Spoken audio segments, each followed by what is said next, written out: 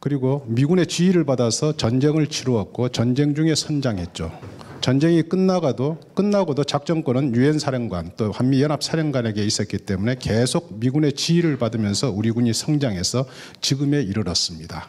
그래서 우리는 미군의 영향을 받을 수밖에 없었고 군의 편성은 미군 그대로 따라가고 있습니다.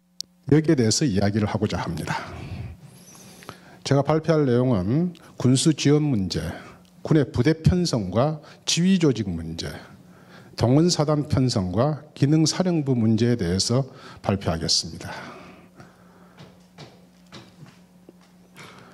미군은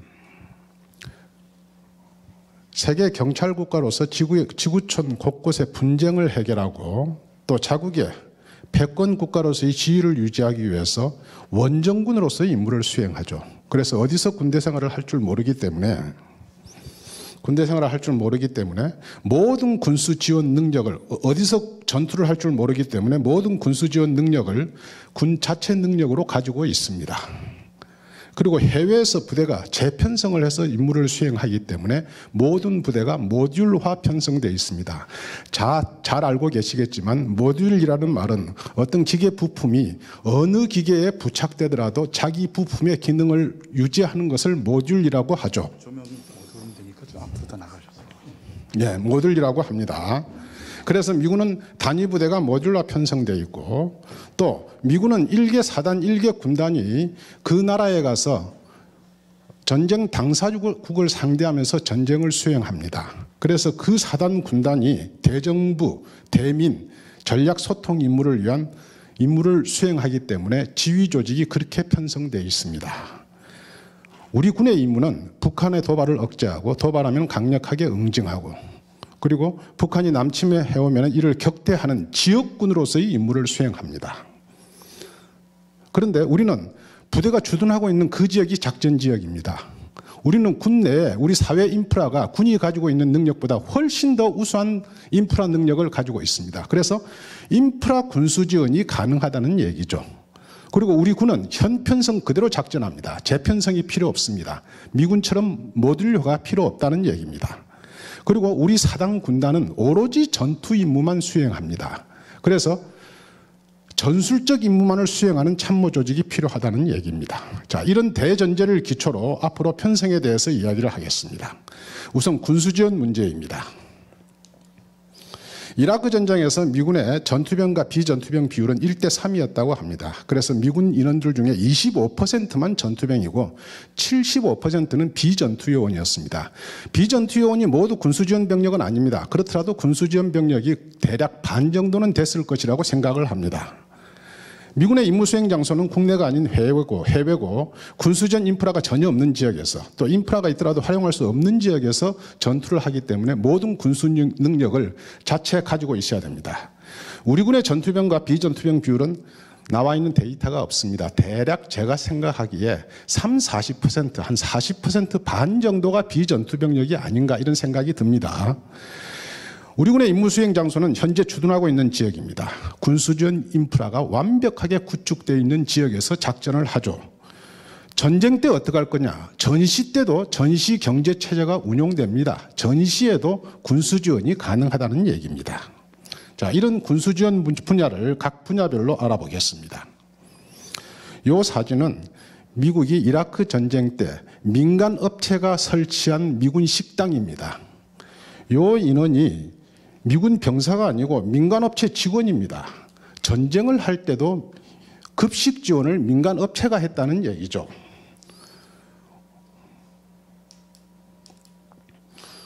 우리 군의 치사는 주둔지 단위로 이루어집니다. 주둔지는 대대 단위로 이루어지죠. 통상 대대 단위 치사병은 한 10명 내외로 운영이 됩니다. 보병 1개 사단 기준으로 치사장은 주둔지가 한 30-40개 되기 때문에 치사장이 한 30-40개 정도 운영이 됩니다. 그러면 보병 1개 사단에 적어도 300-400명이 치사병으로 운영되고 이 조리 인원뿐만 아니라 식자재 조달, 분배, 수송 관련된 인원을 따지면 이보다 훨씬 많은 인원이 비전투원으로 운영되고 있는 실정입니다. CJ 푸드가 와서 치사하면은 우리 치사병보다 훨씬 잘할 겁니다. 우리 민간업체로 빨리 급식 지원도 전환해야 됩니다. 이렇게 전환하면 사람들은 걱정합니다. 전쟁 때 어떻게 할 거냐. 군 자체 능력으로 치사를 못할 그런 위험지역 부대가 되면은, 민간인이 치사를 못할 상황이 되면은 군 치사도 불가합니다. 그래서 우리 군은 충분한 양의 전투식량을 보유하고 있어요. 그래서 위험지역에서는 전투식량으로 전투를 하고, 치사는 전투 역량이 없는 안전한 지역에서만 전투를 합니다. 그래서 전시에도 전시 경제체제로 민간업체 치사가 가능하다는 얘기입니다. 보급 수송 지원을 보겠습니다. 미군의 수송사령부는 기능사령부 중에 제일 큽니다. 그래서 사성장군이 지휘하죠. 미군의 수송사령부 역할은 전력을 분쟁 지역에 전개시키는 것이 임무입니다. 그래서 이라크 전쟁 때 미군의 전력을 지구 반대편으로 이동시키는데 3개월이 소요됐습니다. 이거 수송사령부가 다 합니다. 그리고 전 세계 전투사령부가 6개 있죠. 우리나라는 인도태평양 사령부에 포함되어 있죠. 그래서 중동사령부, 유럽사령부, 아프리카사령부 6개 전투사령부의 전력이 수시로 교대되는데, 이 교대 전력을 교대시키고 물자를 지원하는 이 역할을 수송사령부가 하기 때문에 지해공 수송수단을 모두 관장하고 있죠. 우리의 수송사령부는 지해공 수송수단을 관장할 수가 없습니다. 그럴 필요도 없어요. 그리고 관장을 하는 것은 해 공군에서 선박이나 항공기를 관장하는 것이 훨씬 전문적이고 효율적입니다. 그래서 우리는 전력 이동을 수송사령부가 하지 않아요. 우리가 서부전선에 있는 부대를 동부전선으로 이동시킬 소요가 극히 없습니다. 만약에 이동시킬 소요가 발생한다고 하더라도 수송을 하는 것이 아니라 자체 능력으로 기동해서 가요. 그러니까 우리는 이제 군이 필요한 각종 보급물자, 유류, 식량, 피복 이런 보급물자들은 우리 쿠팡 얼마나 잘 되어 있습니까? 대한통운 얼마나 잘 되어 있습니까? 이런 업체들이 하는 것이 훨씬 더 유리하다라는 얘기죠. 정비 보겠습니다. 정비는 현장 정비하고 후송 정비가 구분이 되죠. 현장 정비는 주로 사용자 위주로 전투병이 합니다. 이건 맞습니다. 연대급 이상, 여단급 이하 제대에서 하죠. 후송 정비는 사단급 이하 제대에서 하는데 전부 안전지역으로 장비를 빼서 후송 정비를 합니다. 이 후송 정비 인원은 전부 군무원입니다.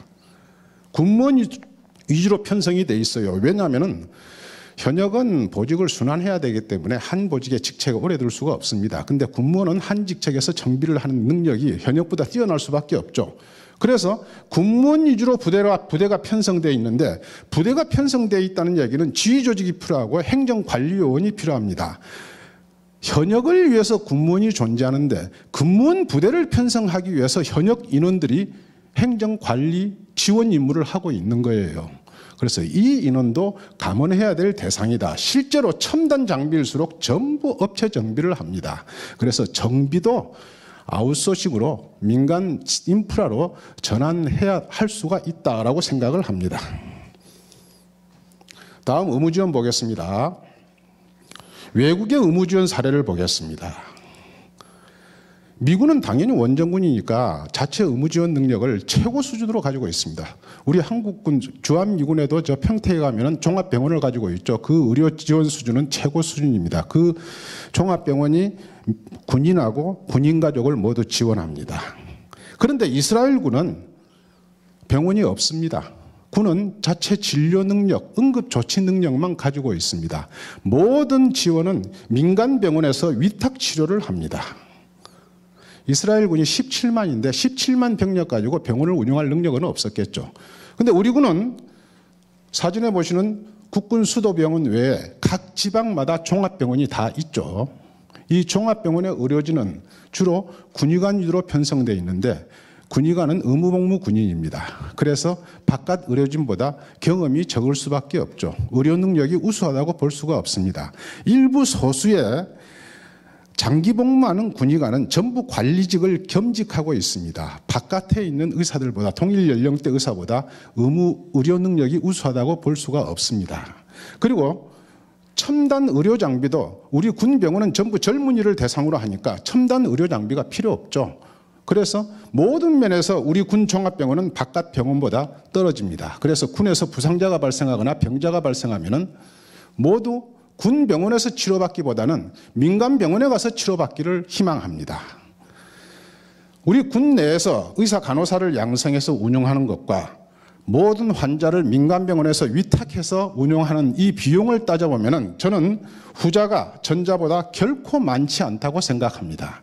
그래서 비전투요원을 절약하고 비용을 절약하는 목적 달성할 수가 있습니다. 이 목적 외에 군의 의무 지원 수준을 사회 인프라 수준을 이용해서 군의 의무 지원 수준을 높이는 것도 충분히 가능하다고 생각합니다.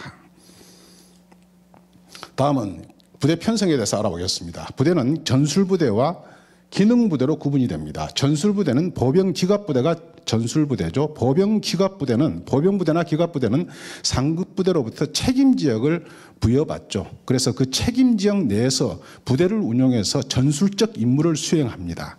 그래서 이들 부대는 통상 공격 시 주조공 예비, 방어 시 좌우 예비로 전술 개념 자체가 삼각 편성이 되어 있습니다. 삼각 편성이라는 것은 3개 중대가 1개 대대, 3개 대대가 1개 여단, 3개 여단이 1개 사단 이렇게 편성되어 있는 것이 삼각 편성입니다. 그래서 이들 부대들은 삼각 편성이 적절합니다. 그런데 포병, 공병, 통신, 항공, 정보, 군수부대 등은 전술제대가 아닙니다. 이들 부대는 자기 기능을 가지고 이 전술부대를 지원하는 임무를 수행하는데 상급 부대로부터 직접 작전 지휘를 받죠. 그래서 포병은 화력 지원을 하고 공병은 공병 지원을 하는 임무를 수행합니다. 그런데 이들 모든 부대가 다 삼각 편성이 되어 있다는 얘기입니다. 다 미군 부대 편성을 그대로 따랐죠. 미군 부대는 삼각 편성이 되어 있는 게 맞습니다. 왜냐하면 이들 부대도 해외 어느 지역에 가서 전투를 할 줄 모르니까 그 부대랑 다시 조합을 해야 될 거 아닙니까? 그래서 모듈화 편성되어 있는 것이죠. 자, 포병부대를 봅시다. 포병은 최소 임무 단위 부대가 중대입니다. 왜냐하면 중대포 6문 단위로 화력 지원을 해요. 그러니까 3개 중대가 대대로 편성되어 있죠. 공병도 중대가 단위 부대입니다. 통신은 소대가 단위 부대로 봅니다. 왜냐하면 1개 노드가 소대로 편성되어 있어요. 통신은 전시에 노드 단위로 운용을 합니다. 수색 특공은 10명이 1개 팀, 10명 내외가 1개 팀인데 팀이 임무 수행 단위입니다. 그래서 3개 팀이 1개 지역대, 3개 지역대가 1개 대대 이렇게 편성이 되어 있는데 이 편성을 5, 6각 편성으로 조정한다면 3개 중대형 대대에서 6개 중대형 대대로 편성한다면 대대 수가 반으로 감소하죠. 그 얘기는 단위대가 감소했다는 얘기는 행정관리요원, 지원요원이 2분의 1로 감소한다는 얘기입니다. 그래서 우리는 기능부대는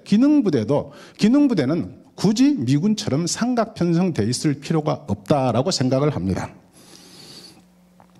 자, 사단 군단을 보겠습니다. 미군의 군단은 전술제대를 초과합니다. 1983년에 그라나다 침공작전은 1개 사단이었습니다. 걸프전은 2개 군단이었습니다. 사단 군단이 국가를 상대합니다. 그리고 전쟁 이후에는 군정을 실시하죠. 그러니까 대정부 업무, 대민 업무 다 수행합니다. 전략소통, 공보 임무 수행합니다. 전술제대 범위를 초과하는 작전술 전략제대입니다. 이러한 모든 기능을 지휘조직이 다 가지고 있습니다.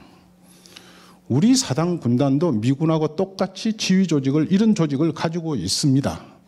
그런데 우리의 사단 군단은 지역에서 적과 싸우는 전술적 임무만 수행합니다. 물론 대민 업무도 하기는 하는데 미군처럼 군정 수준의 대민 업무가 아니고 우리는 전투 지역에서 주민을 보호하고 주민을 소개시키고 이런 전술적 임무만 수행한다는 얘기죠. 그래서 우리 지휘 조직이 과도하게 가분수형 조직이 되어 있습니다. 머리는 큰데 손발은 약합니다. 조직이 크면은 임무 수행을 잘할 것 같지만은 머리만 크면은 손발이 힘들어집니다. 과도한 지시가 내려가기 때문이죠. 그 지시는 군에 싸운 전술적, 본질적 임무 외의 지시도 내려갑니다. 그렇다면 본질적 임무에 그만큼 집중할 수가 없다는 얘기죠. 지휘 조직부터 본질적 임무를 위한 조직이 편성이 돼야 조직 전체가 본질적 임무에 전념할 수 있다고 생각합니다. 다음은 참모 조직을 좀 보겠습니다. 군단에 정보작전, 인사군수, 화력참모 대령들이 쭉 편성이 되어 있죠. 그리고 군단은 3개 사단을 지휘합니다. 이거 사단 편성도 동일합니다. 여단만 1개 계급만 한 단계씩 낮아지고 사단도 동일합니다. 근데 군단의 화력참모 대령 1명에 거기에 중령, 소령, 대위들이 쭉 편성이 되어 있죠. 포병 여단장 장군입니다. 그 밑에 아주 튼튼한 참모들이 편성되어 있습니다. 군단장 입장에서 우리 군단 화력 운영을 포병 여단장이 자기 참모들을 데리고 총 군단 화력 운용을 해줬으면 좋겠는데 포병 여단장은 현장에 있어야 된다는 생각으로 화력 참모 지시를 받아서 임무를 수행하더라 하는 얘기입니다. 군단의 군수 운용을 군수 여단장이 장군이 자기 참모들을 다 데리고 평소에 군당 군수 운용을 해줬으면 좋겠는데 군수 여단장은 군당 군수 참모 지시를 받아서 하더라는 얘기입니다. 이거 중복 지휘 조직입니다. 미군은 중복되게 편성이 되어 있습니다. 동두천에 있는 미 210 화력여단은 참모가 완편되어 있습니다. 그런데 210 화력여단의 상급부대인 미 2사단도 화력 참모가 편성되어 있습니다. 미군은 왜 그렇게 편성되어 있냐 그러면 210 화력여단이 한반도에 있다가 언제 중동으로 갈 줄 모릅니다. 그러니까 이렇게 완벽하게 편성되어 있다는 얘기죠. 그런데 우리의 1군단 예하에 있는 1포병여단이나 1군수지원여단이 저 동쪽으로 가서 3군단 예하, 3군단 예하 부대로 활동할 일이 전혀 없다는 얘기입니다. 그러니까 이 지휘조직 편성도 중복된 것을 좀 걷어낼 필요가 있다고 생각합니다. 해공군 문제도 좀 이야기하겠습니다. 아까 우리 함대 사령관님 와 계시는데 이것은 육군이 바라본 시각입니다. 그래서 해공군 입장에서 다시 검토할 필요가 있습니다. 제가 바라본 시각입니다. 육군의 사단은 3개 여단으로 되어 있어요. 그래서 3개 여단의 지휘를 사단이 실시하고 기타 사단이 포병여단, 군수지원여단, 그다음에 전차부대 이런 부대들을 직할부대를 쭉 지휘해서 여단을 지원하죠. 그런데 함대사 예하에 1개 항해 전단이 있습니다. 전단 밑에 여러 개 전대가 있죠. 여러 개 전투 전대들을 1개 전단이 지휘를 하고 이 1개 전단을 함대사가 지휘하는 이런 구조가 되어 있더라라는 얘기죠. 이런 다른 부대들은 함대 사령관 지휘를 받아서 전단을 지원하는 임무를 수행하죠.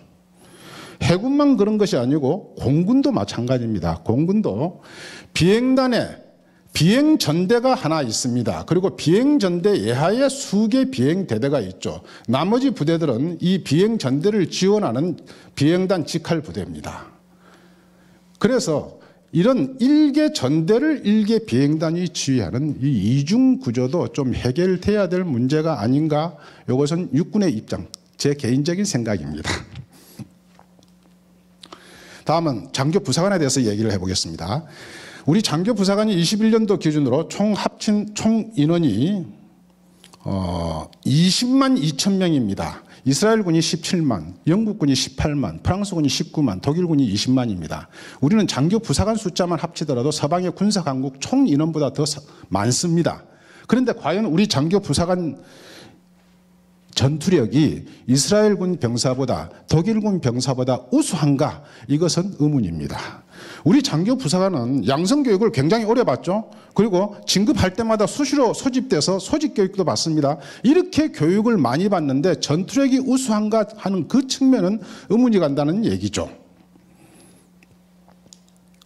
이승엽 선수가 42세에 은퇴했는데 은퇴할 때 그때 타율이 국내 최고였습니다. 조코비치가 36세부터 랭킹 1위가 됐어요. 그리고 지금 40세인데 지금도 1위권입니다. 제가 대대장을 할 때 미군 전차대대에 가서 훈련장에 가서 물었어요. 병사들한테 너희 대대에서 전차포 사격 제일 잘하는 사람 누구냐? 라고 물었더니 하나같이 하는 대답이 우리 대대장이 제일 잘합니다. 라고 이야기를 했어요. 남자들의 신체 나이는 30대 후반, 40대 초반이 절정에 이른다고 저는 생각합니다. 20대가 더 왕성하지만 그때는 경험이 없지 않습니까? 그러니까 경험이 쌓인 나이, 이 나이가 돼야 신체 절정에 이릅니다. 그런데 우리 부사관들의 상사가 되는 나이는 통상 30대 초반이 됩니다. 30대 초반 상사만 되면은 전투직이 근무 안 하려고 해요. 관리 행정직으로 가려고 해요. 전투직에 어떤 사수를 하고 있으면은 사람들이 스스로도 그렇게 생각합니다. 주위 사람도 그렇게 생각합니다. 저 사람은 무능해서 상사 계급을 달고도 여전히 전투지기에 머물러 있구나. 이렇게 생각을 한단 말이죠. 이게 아주 잘못된 생각입니다. 우크라이나는 28살 때 징집합니다. 그래서 우크라이나 전투원은 전부 40대입니다. 다 나이 들어 보이죠? 이 두 사람은 50대로 보여요. 이 두 사람이 전투병인가? 맞습니다. 다 무릎 보호대, 구명 방탄조끼 다 착용하고 있지 않습니까? 이래야 전투력이 발휘된다는 얘기예요. 그런데 우리는 30대만 되면은 전부 관리 행정직으로 가려고 합니다. 라이언 일병 구약의 밀러데이의 리더십이 어디서 나옵니까? 전투 능력에서 나옵니다. 그래서 병사들은 밀러데이를 따를 수밖에 없죠. 왜? 밀러데이가 시키는 대로 해야 자기가 살 수 있으니까. 그래서 이 전투 능력에서 리더십이 나오는데 우리는 장교 부사관의 전투 능력을 그렇게 가르치지 않더라라는 얘기죠. 영화 퓨리라는 영화가 있습니다. 미 셔먼 전차 한 대가 독일군 진영에 가서 아주 영웅적으로 전투 행동을 하는 것을 그린 영화입니다. 이 영화의 주인공은 전차장 브래드 피트입니다. 브래드 피트가 주인공인데 전차 부대에서 제일 중요한 직책은 전차장입니다. 그런데 전차장 상사가 되면 전차 안 타려고 그래요. 부사관들이. 왜? 행정관리직에 가려고 그래요. 그래서 중대 행정보국관이 있지만 행정보국관보다 더 중요한 직책은 전차장임에도 불구하고 사람들이 전차를 안 타려고 해요. 우리 군의 의식 자체가 저는 잘못되어 있다고 생각합니다. 그래서 그렇지 않는 부대도 있습니다. 이 사람은 공중고공낙하 인명구조사입니다. 이 사람이 내가 시범하는 걸 보니까 공중에서 유영하는 것을 땅에서 걸어다니는 것보다 더 쉽게 해요. 이 사람은 평생 공중고공을 했습니다. 그래서 인명구조사가 우리나라에 4명인가 5명인데 전부 원사들입니다. 이게 바로 전투력이죠. 우리 707 대테러 특수임무부대 시범을 보니까 전부 시범 보이는 인원이 상사 원사나 또는 대위 소령이었어요. 소위 중이나 하사 중사는 아직 숙달이 안 돼서 시범을 보일 수가 없어요. 이것이 바로 전투력이죠. 그래서 전투 능력으로 인정받는 부대가 돼야 되는데 우리 장교 부사관은 전투지기를 기피하고 관리 행정지기를 선호합니다. 창급 부대를 기피하고 지휘 부대를 선호합니다.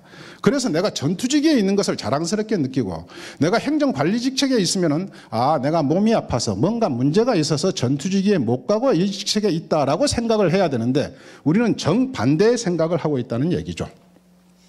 그래서 우리 군의 사수는 대부분의 화기사수가 병으로 되어 있습니다. 예를 들어서 토우사수도 병으로 되어 있어요. 그 다음에 부사관은 토우 분대장이 되어 있습니다. 분대장은 관리 직책이고 사수는 전투 직책이죠. 그러다 보니까 토우는 교탄이 1년에 한 발 나와요. 이 한 발을 누가 사격하느냐? 사수병이 사격합니다. 한 발 사격하면 걔는 그 다음 해에 전역해야 돼요. 그러니까 우리 군에는 토우를 수십 발 사격한 전투 전문가가 없습니다. 대대에서 가장 강력한 무기체계인 K4 고속유탄 기관총, 수류탄 한 발의 능력을 가진 그것을 기관총처럼 쏘아대는 화기입니다. 요거 사수가 병이에요. 1년에 교탄 몇 발 안 나옵니다. 그러니까 한 수십 발 쏘면 그 병사는 전역해요. 근데 부사관으로 상사까지 사격을 했다면은 걔는 지금까지 수십 년간 수천 발을 쏘았을 거예요. 우리 버스 운전기사가 머리 허연 사람이 운전하면 전부 안정감을 느끼지 않습니까? 저 사람은 평생 버스 운전을 했으니까 완전히 달인이겠다라고 생각을 하죠. 근데 우리 군에는 전투 달인이 없습니다. 왜? 전투지기를 부사관이 하지 않고 병이 하기 때문에 그렇습니다. 그래서 사수직책의 계급을 하사 중사가 아니라 상사까지 올려야 되고 전투지기의 장은 원사까지 올려야 됩니다. 상급 부대 사단 군단에 너무나 인원이 많습니다. 지금은 전부 행정 자동화되고 그다음에 전산화되고 디지털화되어 있기 때문에 인원이 감원돼도 문제가 없어요. 이것을 과감하게 축소해서 창급 부대 위주로 간부를 운영해야 됩니다. 양성 보수교육도 보완해야 됩니다. 우리 군이 필요한 것은 손흥민이나 박지성이처럼 현장에서 움직이는 선수가 필요합니다. 그런데 우리 양성 보수교육기관에서는 손흥민, 박지성을 만들 생각은 하지 않고 전부 히딩크를 만들려고 하는 것 같아요. 지금까지 제가 이야기한 이 내용을 조정하면 많은 장교 부사관 인원이 절약될 수가 있습니다. 저는 이 인원을 동원사단으로 돌려야 된다고 생각합니다. 동원사단의 평시 보직률은 10%에 불과합니다. 1개 사단의 정원이 한 12,000 됩니다. 근데 동원사단은 1,000명 정도밖에 되지 않습니다. 이 인원을 전부 동원해서 전시 초기에 전투력을 발휘할 수 있는가? 상당히 의문이 됩니다. 평소에 전차 조종을 안 한 인원이 동원돼서 전차 조종을 해야 되고 평소에 대전차 미사일을 사격해보지 않은 놈이 동원돼서 사격을 해야 됩니다. 이것은 안 되는 것이죠. 그래서 앞서 전략된 많은 인원, 장교 부사관은 동원사단도 100% 보직이 필요하고 편제장비 운용요원도 100% 보직이 필요합니다. 그러면 동원사단 보직률이 아마 40, 50%로 상승할 겁니다. 그리고 동원사단은 소천병만 동원해야죠. 나머지는 평소에 다 훈련이 된 인원이 해야 초기 전투력이 발휘될 수 있지 않을까 생각합니다. 다음은 기능사령부에 대해서 이야기를 하겠습니다. 전략사령부입니다. 미 전략사령부는 핵을 관장합니다. 핵탄두를 어디에 배치하고 어떻게 관리하고 이를 훈련시킬 것인가. 그리고 핵을 투발하는 수단인 ICBM, SLBM 전략폭격이 위해 3개 수단을 미 전략사령부에서 관장을 합니다. 여기에 대해서 관리, 운용하고 훈련시키는 임무를 수행하죠. 우리 전략사령부는 핵이 없습니다. 우리의 전략무기체계라고 한다면 미사일, 잠수함, F-35 등이 있죠. 이것을 전략사령부에서 관리, 유지하고 훈련시킬 수가 있습니까? 안 되죠. 이것은 각군 본부에서 해야죠. 그게 훨씬 전문성이 있고 효율적이죠.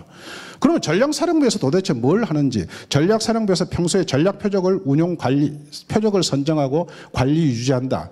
이거 전략사령부가 없이 합참에서 충분히 할 수 있는 일입니다. 합참의 일개 부서가 할 수 있는 일이에요. 아마도 핵무기가 없는데 전략사령부를 운영하는 국가는 우리나라밖에 없다고 생각합니다. 드론사령부입니다. 드론은 전투체계가 아니고 무기체계예요. 기능사령부가 필요한 이유는 예하 전술제대가 거기에 대한 전문 지식이 없기 때문에 기능사령부에서 어떤 운용 지침을 하더라고 또 평소 관리 유지하고 훈련을 시키는 역할을 기능사령부에서 합니다. 예를 들면 의무사령부, 화생방사령부, 항작사령부 이런 부대가 기능사령부죠. 드론사령부는 전투체계가 아니고 무기체계예요. 이 무기는 어디서 운용하느냐? 여단, 대대, 여단, 사단, 군단에서 운용합니다. 직접 운용하는 거예요. 만약에 드론사령부가 필요하다면 전차사령부, 포병사령부도 있어야죠.